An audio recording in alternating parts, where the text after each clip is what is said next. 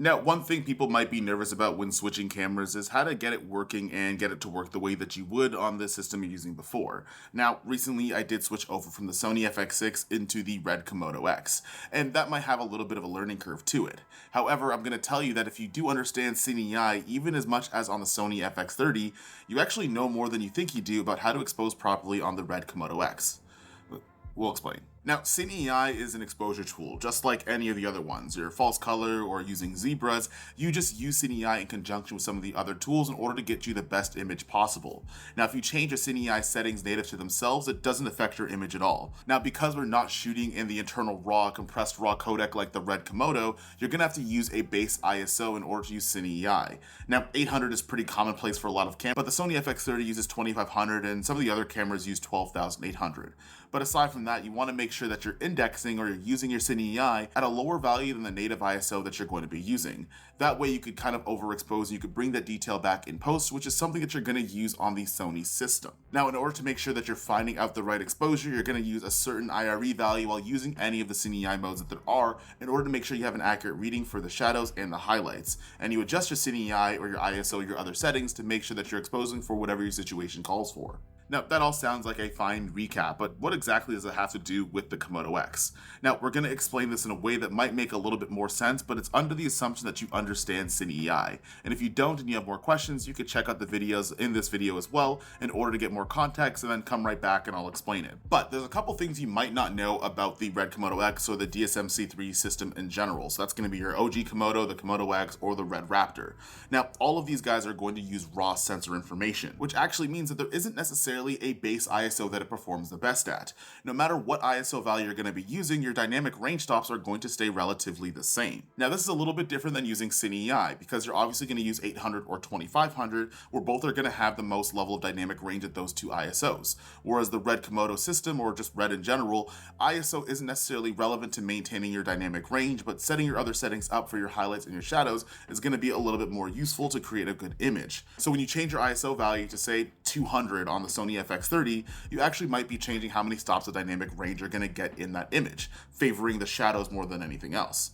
Now, on the Red Komodo, for example, if I change my ISO to 500 or 640 or 12,800, it actually doesn't really affect my image overall. In fact, using ISO on the Red Komodo X is very much like using CineEye. It's an exposure tool, but it doesn't actually affect your exposure because you have raw sensor information and you could change it in post. Just so we're all on the same page, I'm going to show you a screen recording on my Atomos Ninja 5 recording my Sony FX30. And as you can see, as I change my CineEye value, it literally does nothing to the image, and that's mostly because I'm not changing anything else on my camera, and that's kind of the point I want to drive home. If you change your CineEye settings independent of anything else like your ISO or your iris or your shutter or your lighting or even your ND, nothing is going to happen.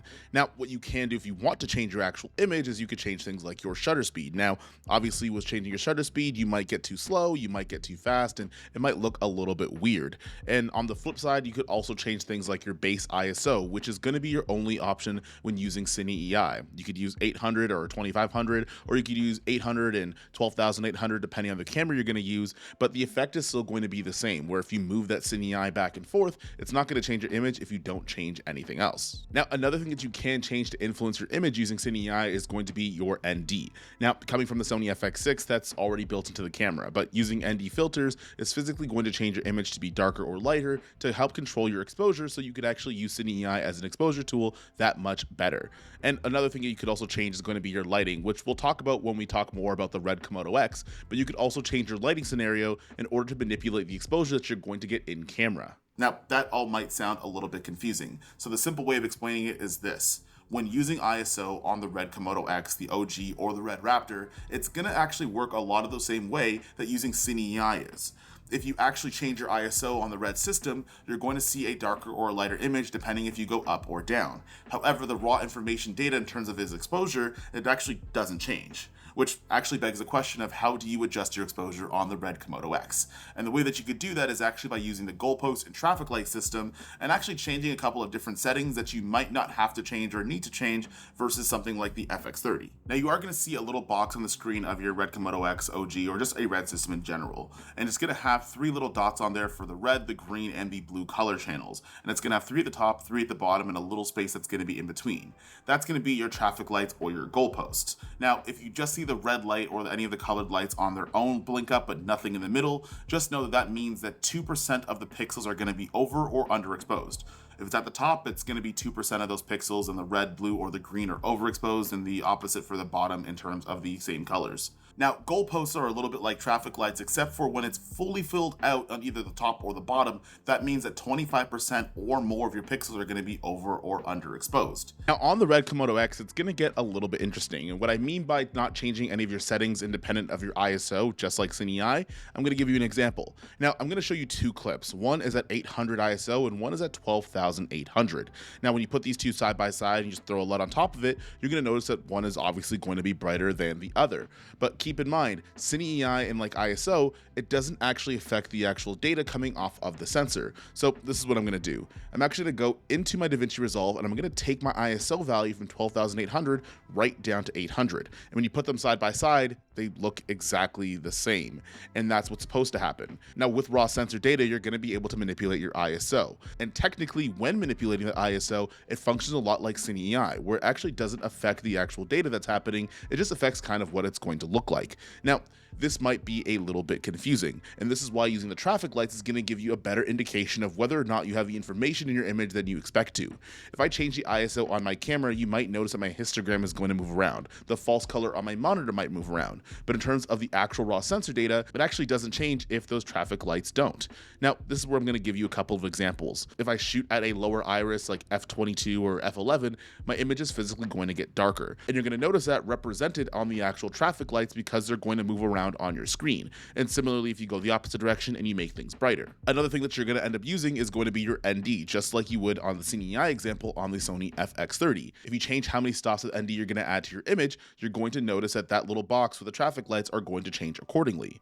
Now, you could also do the same thing using your shutter angle, just like shutter speed. However, the same rules still apply. If you make it too slow, then it's going to give you that dreamy and blurry effect. And if you make it too fast, well, then obviously you're going to lack motion blur. When you do change those exposure settings that actually affect your traffic lights, that's actually going to affect the image. For example, if I crush my image and I go too far down in terms of the underexposure by either turning up my iris or my ND, I'm not going to be able to get that back if my traffic light and my goalpost is all the way to the maximum.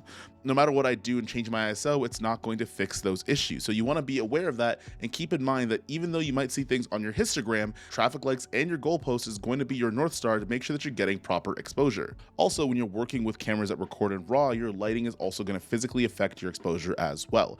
And just showing 2 examples of turning the light on and turning the light off, you're actually going to notice a difference in your traffic lights and your goalpost as well. Now, later on in this video, I might actually refer to why you would use false color or any of the exposure tools outside of the traffic lights and the goalposts. Now, you do still want to use that when you want to find the tones that are going to be in the middle. For example, if you want to expose your skin tones at 70 IRE, you still need to use a light or moving your subject or any of the other exposure tools you can in order to make sure that exposure is still at 70% IRE or whatever value you need it to be, and at the same time you're still keeping your goalposts intact at the same time.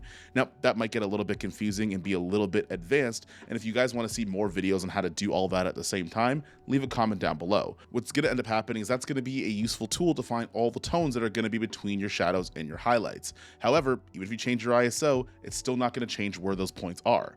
If you think about your highlights and your shadows kind of like a number line, no matter where you move between positive and negative infinity, that line length isn't going to change. So no matter what you're doing to your ISO, if you change no other settings and your traffic lights are intact, well, your traffic lights are going to be intact, so there's not a lot you can do to change that. You might have the wrong ISO on set, but if your traffic lights are intact, you actually are in a pretty good spot. So keep that in mind and making sure that you can actually leverage the raw sensor data that comes off of your camera, and that way you're also not stuck at 2 different ISO values that you have to move around to. Now lastly, and this is not only going to be really important, but maybe a little bit counterintuitive if you're used to the Sony system. Now, the Sony system loves to be overexposed because it could bring that information back in post, especially in the highlights and pulling things back. Now, when you're using the traffic light system on a red camera, for example, the Komodo X or whatever the case might be, I'm just going to say the red system, you actually get a little bit of leeway with your underexposure versus your overexposure. From the research that I've done, it's okay if you're a little bit underexposed because you could bring it up in post and you're probably going to use denoising software software anyways, although I didn't really need to use it to get clean shadows. It's actually really good, which I'll leave in a review later on. But if you're overexposing a little bit too much, if you're in the higher and the brighter areas, you actually run a bigger risk of blowing out your image and not being able to get that information back. Now, that all to be said, that still might be a little bit confusing, but I wanted to make a video on the transition between something like a Sony FX system and the Red Komodo to make it a little bit less intimidating.